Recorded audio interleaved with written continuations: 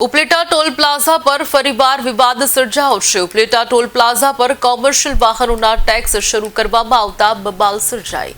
વિનાયક ટ્રાવેલ્સના ડ્રાઈવરો દ્વારા બૂમ બેરિયર અને ટોલ ટેક્સ પે કર્યા વગર ફૂલ સ્પીડે નીકળી રહ્યા છે, ત્યારે સમગ્ર ઘટના ટોલ પ્લાઝા પર લાગેલા સીસીટીવીમાં કેદ થઈ છે।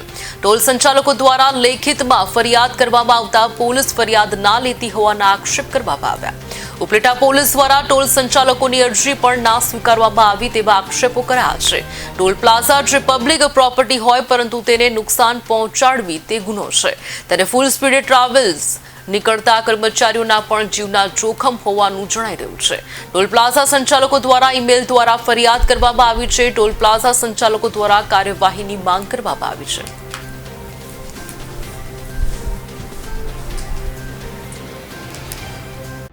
મારું નામ મયુર સોલંકી છે।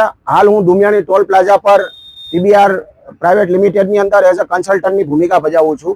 છેલ્લા ઘણા સમયથી ઉપલેટાની ખાનગી બસ વિનાયક ટ્રાવેલ્સ અહીંયા આગળ ટોલ પ્લાઝા પર આવી એકદમ ઓવર સ્પીડમાં આવી અને ટોલના જે બૂમ બેરિયર છે તોડી ફોડી અને જાય છે। 2-3 વખત તો એવું બન્યું છે કે અમારા જે અહીંયા આગળ કામ કરે છે વર્કરો એ માંડ એના ઓવર સ્પીડિંગમાંથી બચી શક્યા છે। આ બાબતને લઈ ઉપલેટા પોલીસ સ્ટેશનને મેં જાણ કરવા મૌખિક વાત કરવા માટે 2-3 વખત પ્રયાસ કર્યો, જે બાબતનો ઉપલેટા પોલીસ સ્ટેશન તરફથી કોઈ રિસ્પોન્સ ખાસ મળ્યો નહીં।